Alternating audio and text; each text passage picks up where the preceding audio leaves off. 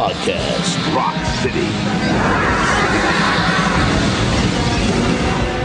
Hey, it's Nickelbag Rick from Podcast Rock City, and we're back again with another show. And this is Joe and Lee, Trey, and we are the four who are one sitting around our podcasting elder table. And I want to thank everybody for listening to us on podcastrockcity.com. And today's show, we're going to talk about the Lick It Up album because it's a 30-year-old record. And we kind of got off talking about albums. You know, we did the show, we talked about The Elder, and we talked about the first three records. So we thought we'd pull from an unmasked era of Kiss, opposed to just the 1970s or the reunion or whatever else, so we thought we'd pull from that era. And as we're recording this today, it's kind of a transition into Lick It Up. Today was the day that Creatures of the Night was released in 82. Interesting timing. Right. And so it was kind of cool that I don't know. What do you think? What's your memories of Kiss? Finding out Kiss was taking the makeup off, and I didn't see the MTV thing. As a matter of fact, I don't know if I was what you would call out of the loop. It's hard to be in the loop back then. You didn't have the internet and all these things. Yeah, the loop was tough. It was not a big loop. So I did have MTV, but none of my friends came to me and said, "Hey, Kiss is taking off their makeup tonight." Really? I found out, I think, when I saw the beginning of the Lick It Up video, and then holy crap, there they are without their makeup. It was just a complete shock to me. Wow. The album came out in '83. Well, I had a huge party. Like, I think my parents were away or something. And I had a big party to take the makeup off party. Cool. Most of the people were out in the barn and didn't care. Right. Me and like three friends were inside watching it. What party is this? This is a barn party. Yeah, Kiss party. everyone was out back, but we came inside to watch it. Nobody cared but us, But I was pretty killer. I was. Did y'all put makeup on, and then when they were going to reveal it, did y'all take it off with them? I wish I did that. What was weird though, it was on like a Sunday night at 10 o'clock on MTV. Yeah. It wasn't like, and it was weird because I remember that time, Creatures had came out and they toured briefly, but even back then, when the tour got canceled, it wasn't like really big news. I mean, everything was just done through Hit Parader magazine or Cream or Kerrang. You'd read. You got your info. Yeah, that was it.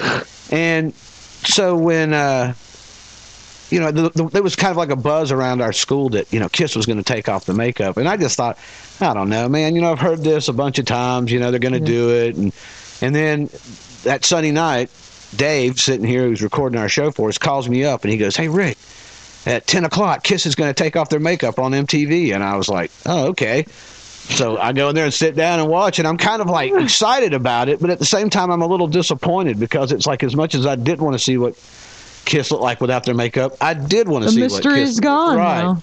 And then they had J.J. Jackson come out and do the... J.J. Jackson was just the weirdest choice, don't you think? Yeah, I do. Okay, hold on. Before we keep going, I wanted to know, is that story true that Dave called you? It sure is. Well, that's really funny. What a weird kind of circle, like how all these, how we all know each other. Yeah, he called me up and he said, they're going to take their makeup off at 10 o'clock tonight. And I was thinking, okay. And it was just an odd, like, what a weird time. And they didn't advertise it like, tonight, right. Kiss removes the makeup. Kind of a big deal. Yeah. As a matter of fact, not long ago, I remember seeing something online where they asked, like, people who had been with MTV for a while and worked for the company or whatever, what their top 10 most important things were, that ever happened on MTV up to that anniversary. And Kiss was number 2. Oh. Kiss taking their makeup off was number 2. Wow. And then number 1, of course, was just the launch of the channel itself. Okay. But I always thought, with everything that had happened up to that point, and I want to say it was like maybe 25 years or 30, it probably was 30 years anniversary. And I was like, man, with everything that happened on there, Kiss taking their makeup off was a huge deal. It is a big deal.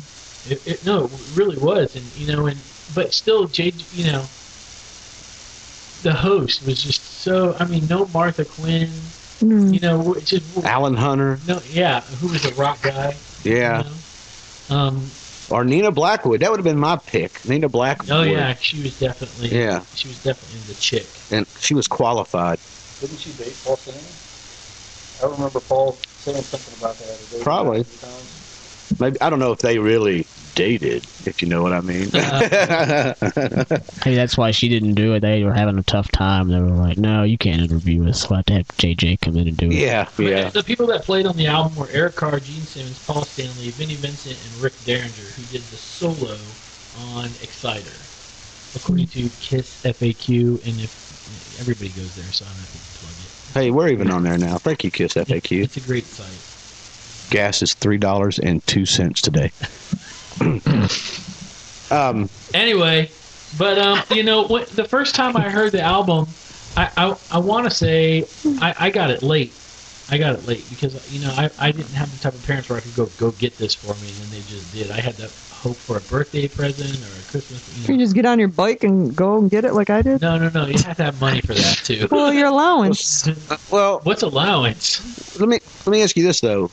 Now, and this is the other cool thing about when the Lick It Up tour started here in the U.S., the opening night was here in Atlanta at the Omni Coliseum. Oh.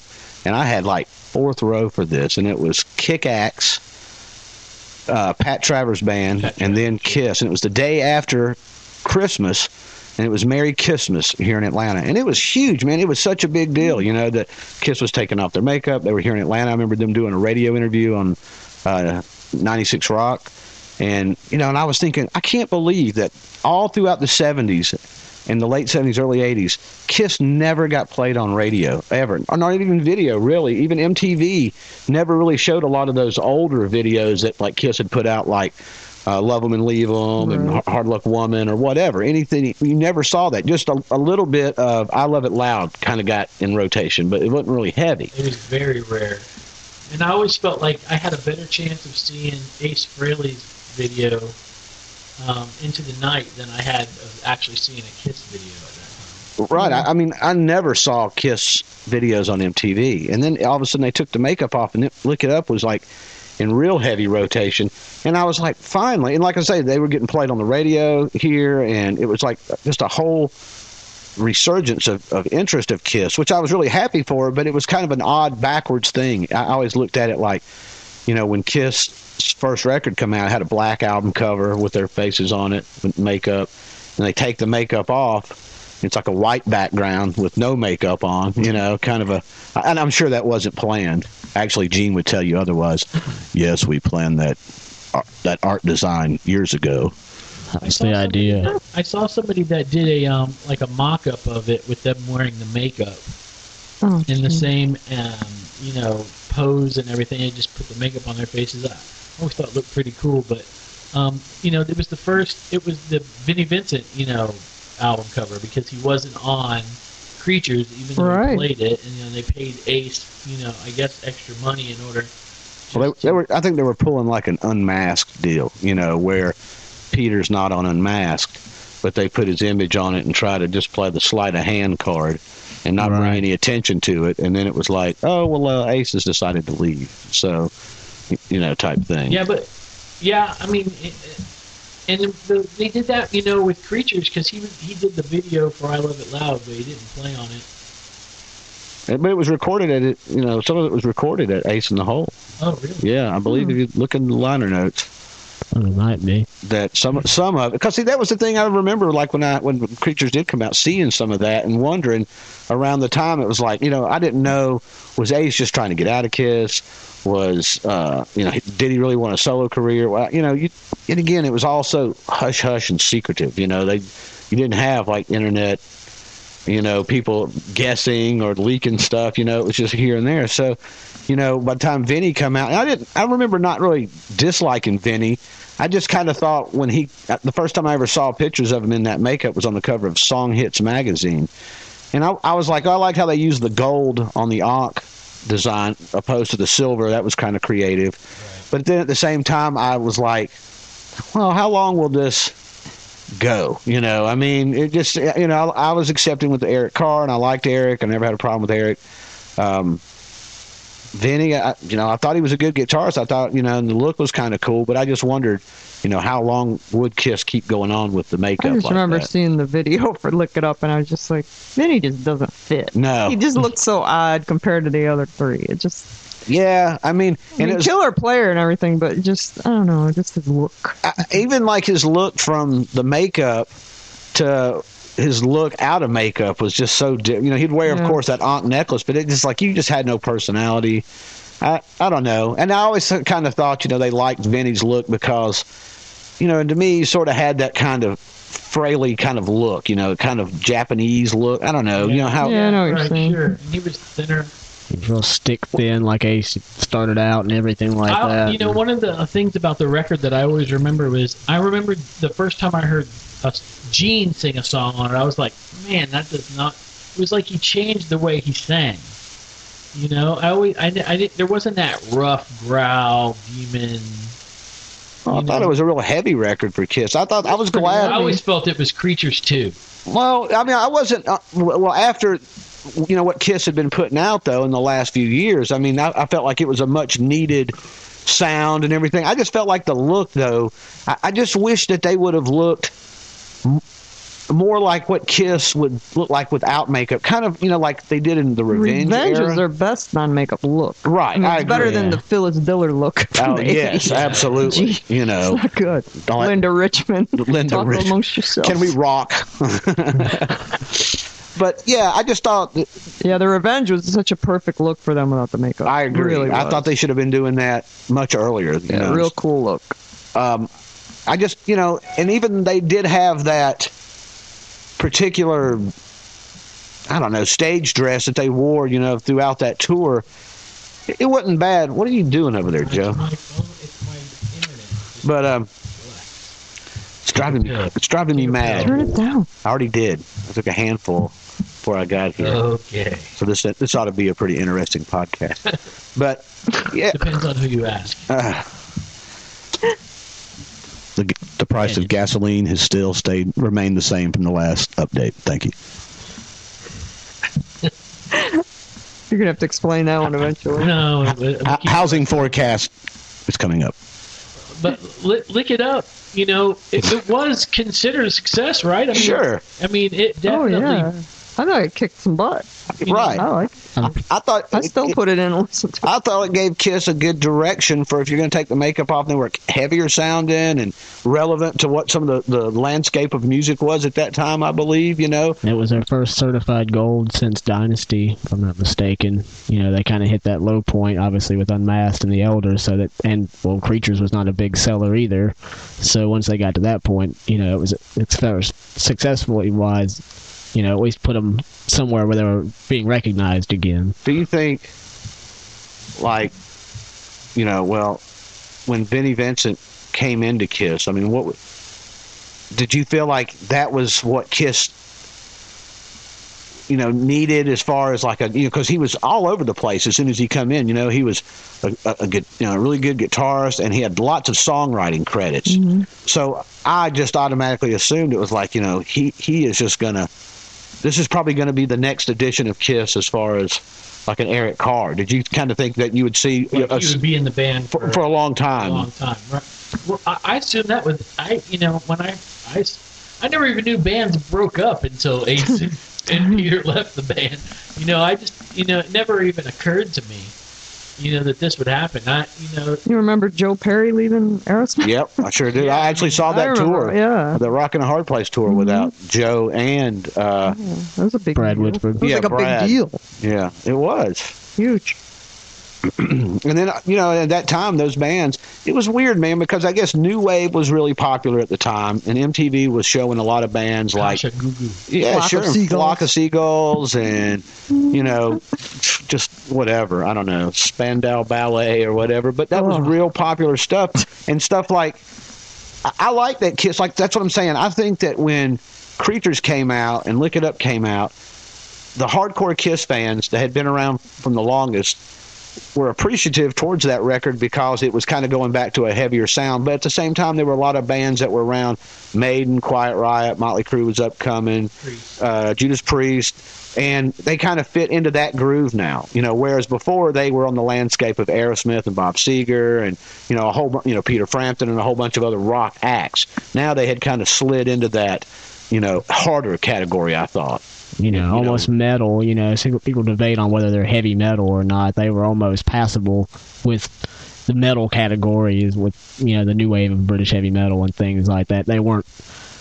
They still aren't really considered heavy metal, but that's the time where you can almost see them sliding in there and going, yeah, we can play with these guys as well. Yeah, that's kind of where I felt like that might have been the progression from like 82 and on, was that they were going to start going more hard edge, that they had left the conceptual, ideas, alone, and the disco sound, they wanted to kind of remove themselves from that, but that this was going to be the next wave of Kiss. It's like, we experimented with this and it didn't, it wasn't successful, but of course they would always come and say stuff like, well, we're getting back to our roots, or we want to go a more heavier direction or whatever. And I just thought it was the way to go for them. And what was weird, though, is throughout the 80s, it seemed like it would go in like a peak and a valley. They start out, coming off the Elder and everything and into Creatures, kind of going back up into a metal realm. And then all of a sudden it was like, just went so glammy and, I don't know. Well, it did. It went really the complete opposite of what Kiss was ever supposed to be. It was Phyllis Diller. And then Paul discovered body glove clothing. Right. Yeah, that came His many different asylum jackets he had. But Paul could pull it off more. See, I felt like Gene was just looked silly almost. Yeah, awkward, silly. I don't know, with the rouge on and everything. Biker. Yeah, it wasn't working for him. All of a sudden you put Revenge blue worked eyeshadow hard on for him, but yeah, that just didn't work. It worked for Paul, though. Well, and I felt like, during that period of the 80s without makeup, that Paul was kind of the saving grace of Kiss, Yeah, because Gene was off doing his movies. Right. And looking, that was the thing too, man. Like, Malik. when Unmasked come out and Kiss taking their or not Unmasked, when they unmasked themselves on Lick It Up, and people that didn't follow Kiss, they would say, yeah, I heard Kiss took off their makeup, and they would, but it's kind of like today. It's like, so Ace Frehley and Peter Criss, and it's like, oh no, he's still wearing that makeup. No, it's actually was Eric Carr and Vinnie Vincent. Who? Well, see, yeah, because the other guys left, and then these other guys put on makeup. Now they take the makeup off, and he almost got to draw a diagram for him. Of the God, I have to explain this. Right, now I got to sit there and explain it. Right. And every time you would wear a Kiss shirt up, it was always like you had to explain to somebody because they had no clue. But they would be like, "Oh, Kiss, I saw them when I was in the 8th grade." Blah blah. They still wearing that makeup? Yeah. It's like, well, they're wearing makeup, but it's not the Star Child demon rouge makeup. Rouge and ruby red lipstick and eyeshadow and lots of hairspray. Well, which was weird to me because, like, I don't know. I remember, well, it's funny, when Kiss, before they started playing the States on the Lick It Up tour, they did some shows over in Europe. In Canada. Right. And I guess to kind of test drive it and see, is this going to fly in the U.S., because really they haven't played in the U.S. Right. A major tour since probably Dynasty, And so, but there was a picture of Gene floating around on the internet not long ago of him in the Lick It Up look with like blood on his chin and down on his guitar. And the question was, did Gene for a couple of shows spit blood? And it was Photoshop. He never did spit blood. He did continue to breathe fire. So. Yeah, but that would be so weird, And that was the other thing too. I always felt like even in those unmasked eras that, like you say, Paul still come off the same presence that he did in the 70s, even though he's unmasked. But Gene just didn't really. Gene kind of lost his character, like he didn't know what to do at first. He's always said for a while he didn't know what to do. Do I still stick my tongue out? Do I still, do this or that? Right. And I can remember, like, I thought it was really cool that he was playing the axe bass still. That kind of gave him some sort of identity as the demon to some degree. But that's what I'm saying. I wish he would have went more of that kind of revenge look, more street and more just dangerous looking, more skulls, axe, that kind of, unmasked demon, if you will, opposed to that glammy, Linda Richmond. He was wearing, like, in the video I watched last night, he was wearing, like, the pirate boots. They all what, kind of the look like pirate pirates. Pirate boots. That's never good. Unless you're a pirate. He was doing a lot of jumps and a lot of kicks. Yeah. And I noticed that right off the bat. I was like, he's like, Gene doesn't look good as an acrobat. Oh. Paul, as That sort of became his new stage move, was the running and the kick. running kick. Yeah. It just seemed to happen a lot. I always, whenever I think of the album, whenever I look at this album cover, I always think they're kind of GQ. Paul's got that, I could be on the cover of any magazine. Forbes, Kiss. Yeah. Right. It all worked for Paul, though. It just, the Star Sure. Child just Style. went into Style. into his persona as just a person. It just worked. Vinny's wearing the Ankh necklace. Yeah. And he's kind of got the pink, which Vinny never really had a color at first, but I associate him now more because he played those pink Jackson guitars. Right, yeah, pink. Right, yeah. Uh-huh. And then there's, nobody's doing denim on denim, though. That's very important because Eric does, they always say, denim jacket, fine, no denim pants, or denim pants, leather jacket. Right, gotta They mix made it sure up. they did that. Gotta mix it up. 80s fashion tips with Joe. Yeah. No denim upon denim. It's a new segment. I actually learned that on There's a Mythbusters, song, Denim just and so you Leather. know. Please abide by it. Saxon. The songs on the album, side one were Exciter, Not for the Innocent, Lick It Up, Young and Wasted, my favorite song. My favorite, too. Yeah. Freaking That's a heavy one. And which I always thought was kind of cool about that and weird was, they proclaimed so much, no drugs and stuff, and then they're singing about young and Yeah, right. wasted, Well, they always did Maybe that, more. cold gin and all that. They I always love, did that. Eric singing that, On the Animalized, Animalized live and uncensored. live video. His voice being so raspy. And Yeah, he's got a cool sounded voice. So, it sounded did. so killer. And I always went, first time I remember listening to Exciter, I remember it, to me, it kind of sounded like something that came off The Elder. If you listen to the guitar riff, Yeah. very Elder-esque, but Paul seems to, every once in a while I'll notice that he'll recycle something that he's used before, Sure. You think? Yeah. Wasn't just till recently where I was driving down the road listening to Sirius and I heard Black and Blue, Nasty, Nasty, and then I realized Oh, you never equated that with Domino? with Domino. No, Oh, it's a I total don't think I rip. ever heard. Because so many people just went beyond, they just passed Black and Blue. It's like, Yeah, it's- nobody- I mean, I remember Gene seeing them, I remember plucked it. seeing them open for Kiss, but I don't remember ever paying any attention to them. Right, exactly. Except during Miss Mystery, which Well, it's was like the song I same knew. song. Right, Nasty, right. Nasty Domino. It's Yeah, crazy. it really is. we can keep going through the list, and you kind Okay, side 2 was All Hell's Breaking Loose. That video, I love because it showed a little humor between Paul and Gene, where Paul uses the sword. Gene rolls his eyes. Right. and there was fire breathing, but Gene wasn't doing it. But- Yeah. What was that? Well, I don't know. I thought it was kind of a cool video, just because at the time it was just very post-apocalyptic looking, and It's like they're too young to fall in love almost. As far as if you compare the two videos, they're like this gang that's going to go through and kick some ass in the post-apocalyptic women, world. all women was the gang. That's the important part. Right. they were don't gonna forget. Put you in your place. Kiss. Watch out, Kiss. A Million to One, Fits Like a Glove, another one of my favorite songs. And promoting safe sex with Kiss. It's all And On the Eighth Day, which is a lot of people's favorite Love it. song. Well, to me, Lick It Up, it's like there is no bad song. It plays really well all the There way isn't through. a bad one. Those there's last not. two are kind of forgettable for me personally. I like them, but they're On the eighth day? sometimes I cut the record off after Dance All Over Your Face, or I'll skip Dance All Over Your Face and go to that one. Like one of the two, I'm just like, I'll pass Can't on do that both, one. I wonder, like, Dance All Over Your Face and Burn Bitch Burn, are these like stuff that like Gene had some like really bad relation? He's like, you fucking bitch, I dance on your face. Burn, bitch, burn. I think we skipped Give Me More. I said Give Me More. Did you? I think so. Well, Sorry if I did it. that's a good one too. That's not as skippable for me.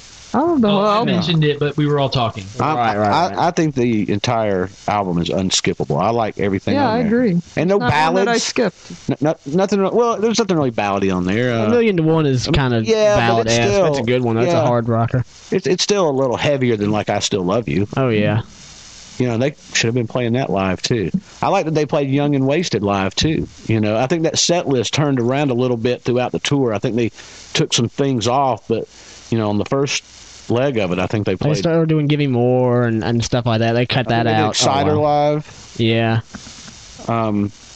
You know, like I say, I thought it was a pretty solid record. They really kept a lot from those last two albums on the set list with Creatures and Lick It Up. They really pushed a lot for stuff off those two to push the new Kiss, if you And will. a good mixture with the old stuff that they could, you know, Sure, still sure. do. You know, Let Me Go Rock and Roll. You know, Detroit Rock City, whatever. Black Diamond too, I think. Sure. Yeah. Well, that was, you know, that's always been kind of a staple in the set list. Well, they had to have Eric sing it and everything, too. It kind of put the spotlight on him for a little while, aside from just his drum solo. There's a stories I was reading as far as the first leg of the Lick It Up tour with Vinny, where he would, you know, the solos were supposed to be 5 to 8 minutes or somewhere in there, so that Paul could cue the next song.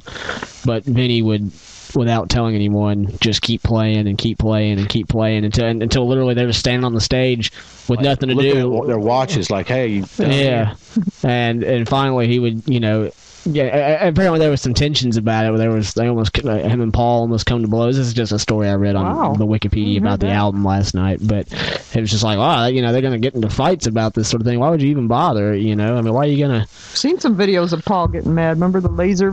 Oh, yeah. Yeah. He yeah. doesn't. Hey, take it, schmuck. man. You schmuck. Schmuck. I'm going to stick that laser pointer up your ass.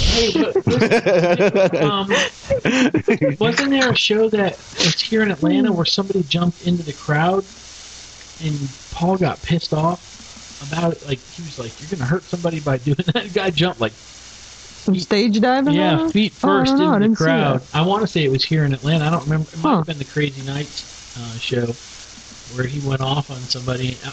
Yeah, Paul gets a little mad. Yeah, you're taking attention away from him. He's the ringleader, Yeah. you know. That's right. This You is a rock and roll party, not a rumble. Yeah, Rumble. that's what he said. It's in a rumble. The Sharks and the Kiss. Da-da-da, da-da-da, da-da. Idiot. Yeah, but you know the thing about the album cover, usually when you saw, except and the only one I can think of, Kiss side story. the only one Can't that I can stop think of laughing, right man. off the top of my head would be probably Dressed to Kill. But normally when you got the album cover and you saw the costumes they were wearing, they would usually be on stage. And the Right. same thing. You know, and there's only a couple exceptions, but Lee's still going. Lee is very sick. You know. Yeah, I'm not She feeling has- good. So Yeah. that made me She's laugh. totally I can't doing stop this. laughing.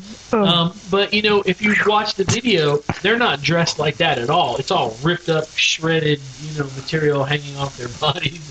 And, Loincloths. you know, I didn't get to that. In the video that I watched where they were in Quebec, Paul kept putting he would start singing. He would put his hand on his hip like this, and he probably did it He did it a lot. times in the first song. Yeah. He'd be singing the song, you know, he put his hand, he'd stop playing guitar. If y'all could see the visual of Joe doing this, it's Paul. sexy. Yes. Yeah, it's really Sexy. funny. Hey. Don't ask anybody. He kind of looks like the guy on Modern Family. The gay guy. Oh, Yeah, the kind of. Are you talking about the big heavy guy? Yeah, him. Yeah, you kind of look like him doing that little sachet Paul Stanley thing. Over here. I'm gonna be depressed now. I'm not talking. This show's gotten dark. Yes, we've gone down a dark path. Lick it up. Anyway, yeah. So I mean, what would make them? I mean, if they would have been on stage dressed like that, I would have thought it was kind of cool. I don't know that I would have needed them to. yeah, the album cover clothing isn't bad at all. Do you think, though, they were pissed that they called the album Lick It Up and like, damn, we completely ruined the Unmasked thing? You know, this was our perfect opportunity to To use Unmasked as a title. Unmasked, and we We kind of already pissed it blew away, that. yeah, on that other album. Let's go back and change all those album covers to call that album Lick It Up. I don't know. I just thought that it was, I think that was, I liked everything about it except for the fact that it wasn't called Unmasked or something to do with them not wearing makeup or.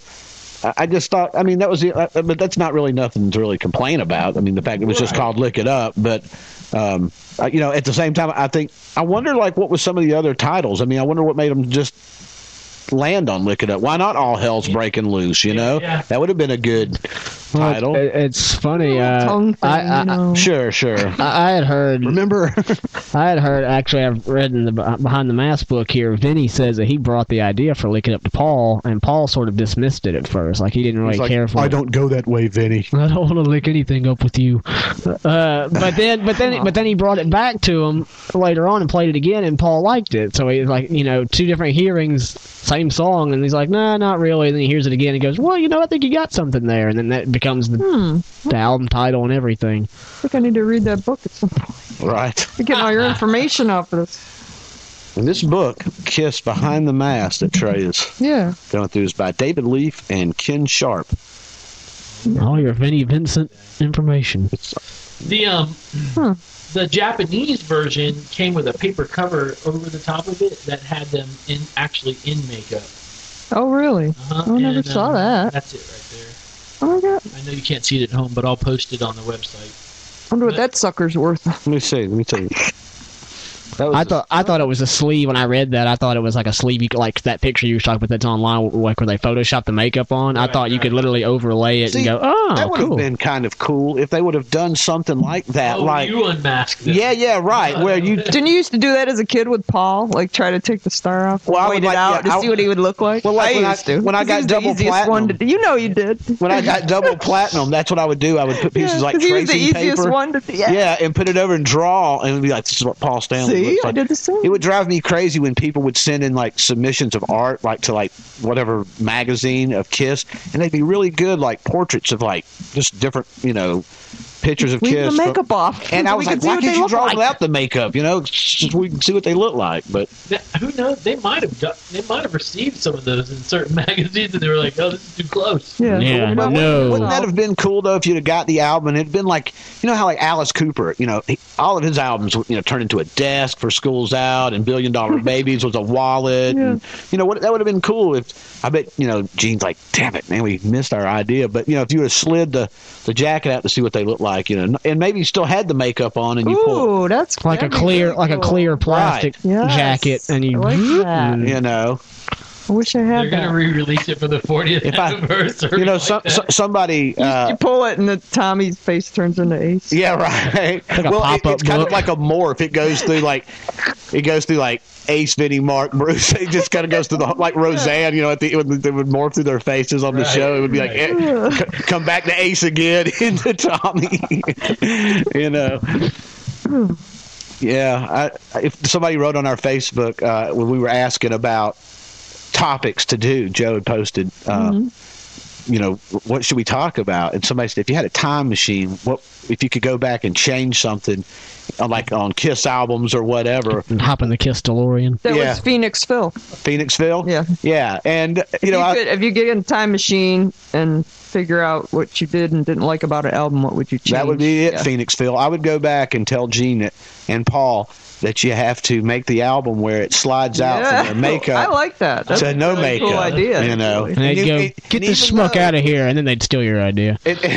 And then, you know, even though you had seen the videos and stuff, you would still be inclined to, because it would be just this little cool trick and just a little gimmick, you know. And it would have been cool And they're because all about the gimmick. sure, that's right. You know, they put the love gun and the tattoos and the Live 2 and stuff. So why not continue that?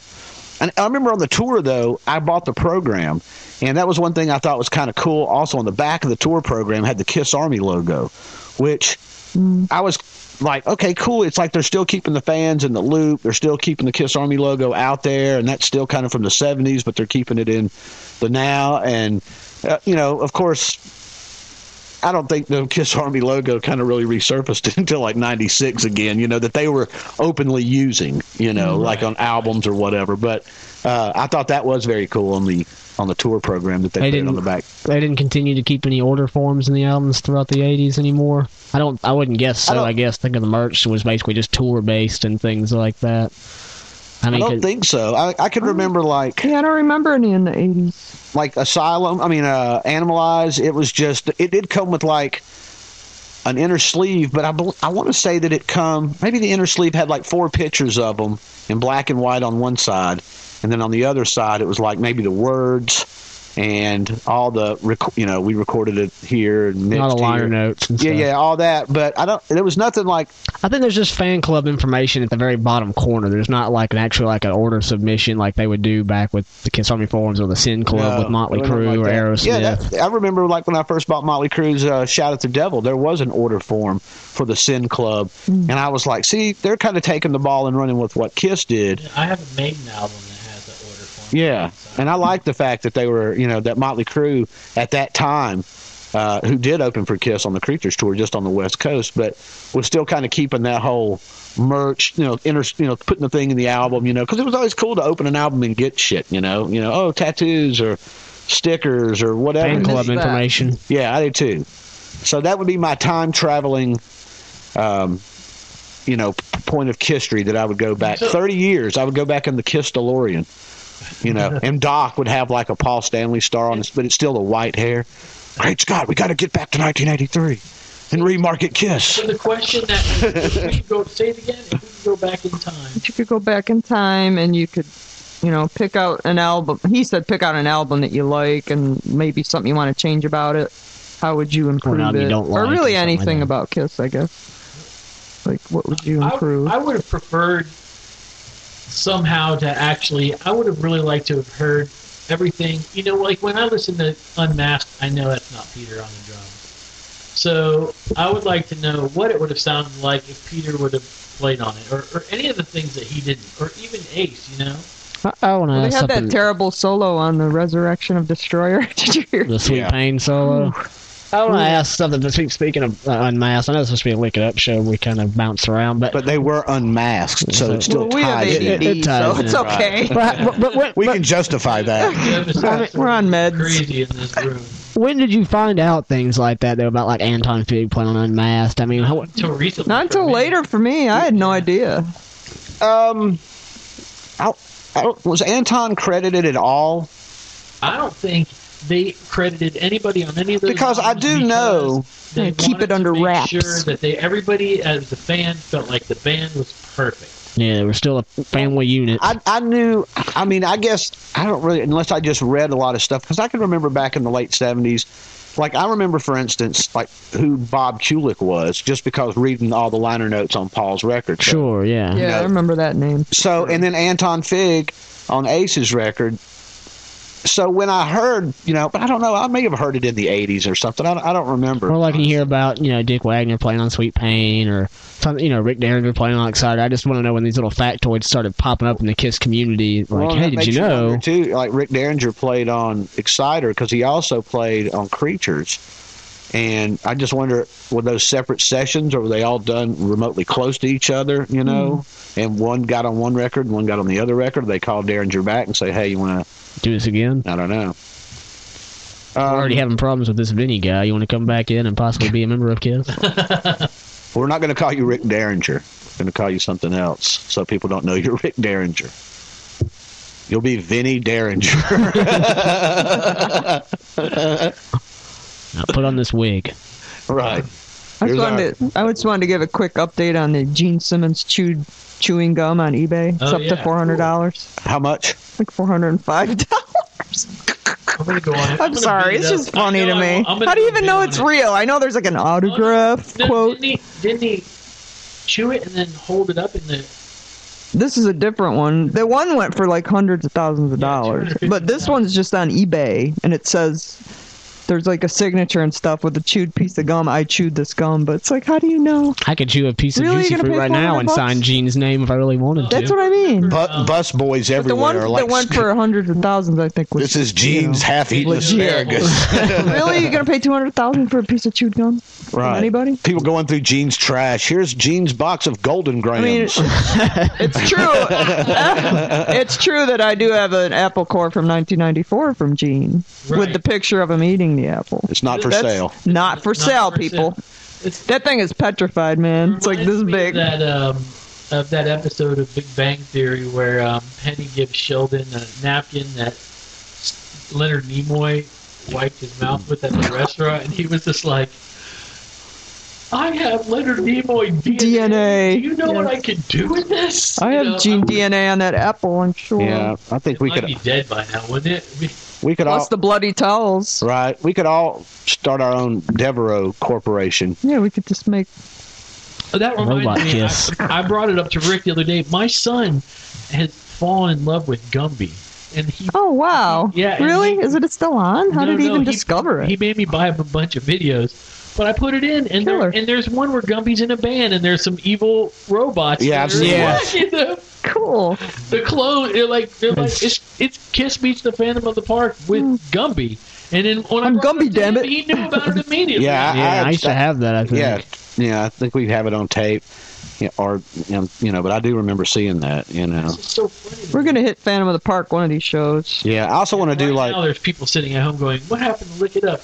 Just keep ADD listening. people. Yeah, we have Keep ADD. listening. That was the lost bonus track on Lick It Up was ADD, Yes. but it never made it on because they forgot. Because ADD didn't exist yet. Right.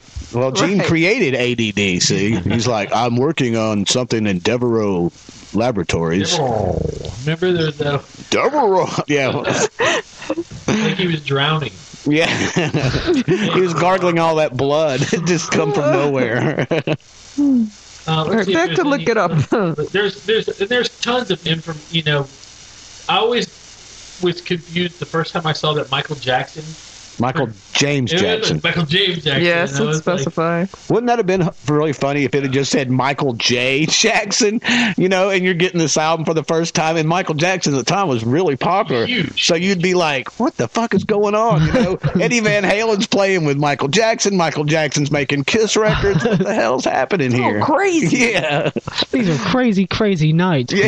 I just don't understand. I need to be in an asylum. What has happened to this dynasty?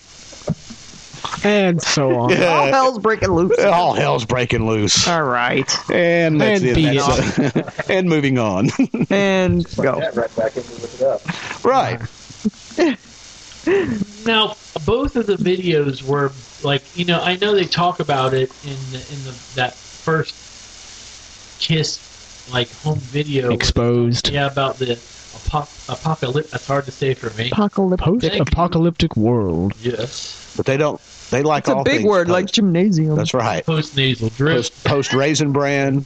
Postal Service. Right. Posties. Marky Post. I loved Marky Post. What about the Googling her right now? Right. But what about the post-apocalyptic videos, Joe? Couldn't they have just you maybe go? "Woo!" Couldn't they? I mean, did they have? He just did that sachet thing again, people. I hit him. You just did. I did it. I did it for you, Lee. I want She's you, already feeling. I want you to have some nightmares. She's already feeling bad. Thanks for helping her out there. I'm already sick, Joe. Yeah. I don't have any way of making you feel better. Or me either, for that matter. I feel sick. Oh, man. That's Kiss backwards. Just keep talking. I'm just gonna It's Sick It Up. Isn't there a tribute named Sick? Yeah, right. SSIK. Okay, Joseph, what's going on there? So it's their 11th studio album. On the 8th day, they created their 11th studio album.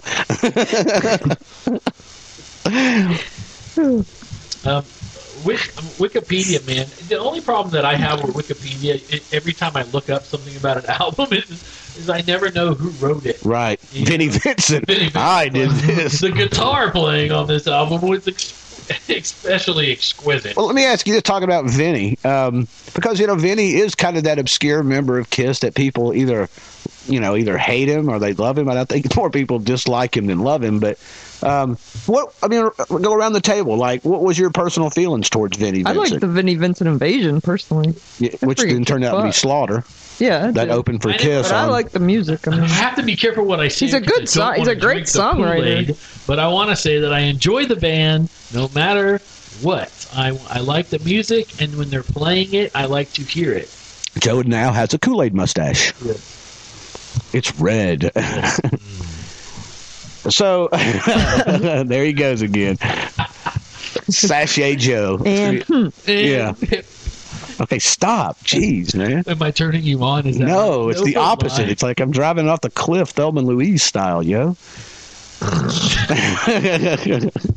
If you go on to YouTube and you type in "Lick It Up, Kiss Quebec full show," they have the full show. It's about an hour and 40 minutes or so, and you will see what I'm talking about. Paul Stanley. I mean, it's just I watched it the other night too. I know exactly what you're talking about. He was purposefully putting his hand on. But he can. He's Paul Stanley. He can do whatever he wants. But but literally every other word in the verse, it was like he would do it. You know.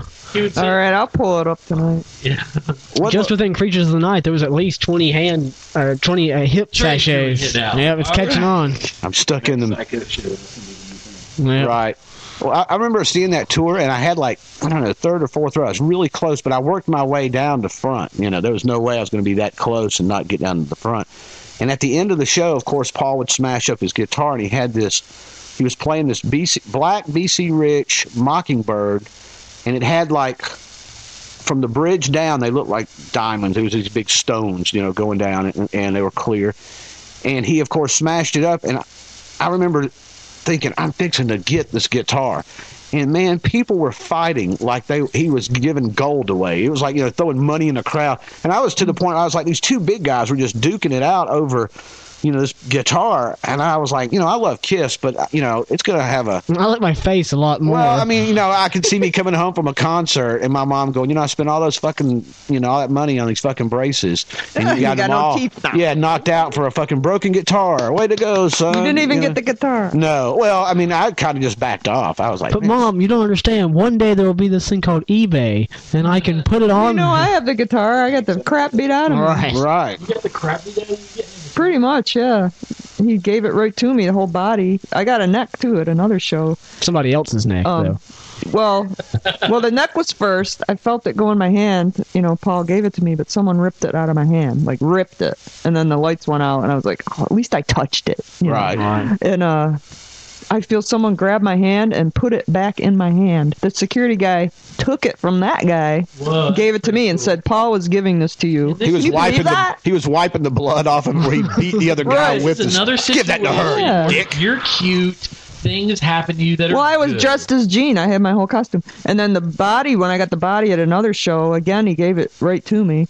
And I grabbed it and bent over the barrier. I had my wings. I was Gene, I bent over, and people were pounding on my back.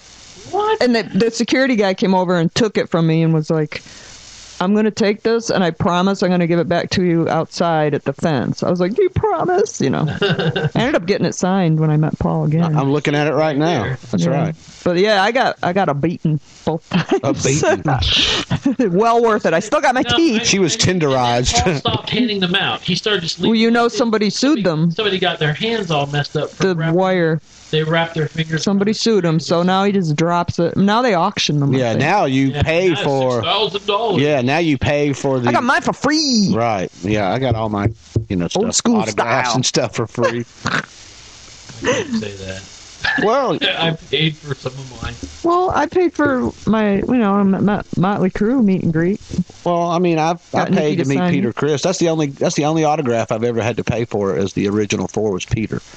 But, I felt like it was worth it. Well, if there's a meet and greet you want to pay, what's the big deal? Yeah, I agree. You are the one that created the meet and greet. I heard I was the one that created that. If you've listened to past shows, Dale said so it must be right. The demon believes that Lee is the one that created the meet and greets. Yep, from what I said on a fan club show. Right. Well, we have another friend that sent Gene Simmons a letter that said, hey, if you're the Grateful Dead are on tour and they're recording every show, you guys need to do that. And then he answered back, no. But then there it was, wasn't it? That same tour, yes. 2 months later, they were doing it. Yeah, and people were buying the crap. Yeah, it was really strange. The only thing, too, is when I think they only did that on that one tour. That was Rock the Nation, correct? Yeah. And then they had problems with it. Well, I think rights or something. And I think we may have talked about this before, but at that show, Lee and I seen the show the night before Atlanta in Birmingham, and we bought a copy of that. But the following night in Atlanta, they didn't do it. Right. Because I wanted a copy. I think it was because of the venues like House of Blues or whatever. And that was the Up Here aspect. That's right. That was where the lighting about that one. guy didn't shine the lights up on him, and he said, "Up here, asshole, I know where you live." And we didn't get that. Yeah, bitch. I do believe I have that on VHS though. Oh, cool. I think I do too. Bootleg City. This is definitely, when we title this show, it's going to have to be our A.D., Lick it up, train wreck. It's kind of all over the place. Train wreck. Just, But, so, what do you guys think about... Well, I mean, I did. I said, I was going to ask, Trey what he, his thoughts on Vinny was, I mean... Yeah. Yeah, we were talking about Vinny Vincent? We're back to Vinny again? Well, I mean, you never answered. No, I know. We started and then we kind of got off track again. But I kind of favor Vinny Vincent. Well, I didn't say that. Yeah, I'm just hurt. You got the long black hair. You got the long... Yeah, put your hand out like this. Let me see it. We have a friend of ours that back in the days when we'd go to the expos and everybody would, well, not everybody, but a lot of us would dress up. Not me. Nobody wants to see me in spandex, I assure you. Ever. It's like Joe doing that little sachet thing. But she would dress up like Vinnie Vincent. She'd be the only Vinny ever. And she was awesome, a very sexy looking Vinnie Vincent. Great costume. Right. But, okay, I digress. That helped me like Vinny more was her dressing up as Vinny, but Vinny Camel Toe. That was Lee, control your boy, please. Boy. I'm all man, mister. I mean, I think my thoughts are pretty much most people saw it. Good guitar player, good songwriter, but best that he not be with Kiss after what he did with Kiss. Sure. He doesn't seem like he's really helping as much as he is hampering things by, the solos that go on forever that nobody wants him to do. Not that they're bad solos, but he's not to be confined in Kiss. He wants to go out and do his own thing and be his own star. But that's the thing, too. It's like he really didn't. The Vinnie Vincent invasion was just kind of third tier, in my opinion. They never was a headlining group until they turned into Slaughter. Until they turned into Slaughter. Slaughter was a bigger band than the Invasion, which was pretty much the same band minus Vinny. But which I always thought was funny that they opened for Kiss on the Hot in the Shade tour. Yes, well. But I guess Gene and Paul was hoping that Vinny was going to be like Eric Carr in the sense of a good musician. Everybody loving him, and they were hoping to maybe turn him into the next like Randy Rhoads or Glenn and KK, kind of Ace Frehley, if you will, the guitar of God. And I mean that had to be awful for Kiss though, right around that time, because they take the makeup off with that gimmick. They have Vinny on the cover. He's played on the two tours now. Now they can't keep him. Now they get Mark St. John. That don't work out. Then Bruce Kulick, and it's turning into a Spinal Tap show, where it's like, who the hell's going to be playing guitar for him this time, Right. Rick Derringer? Vinny Derringer.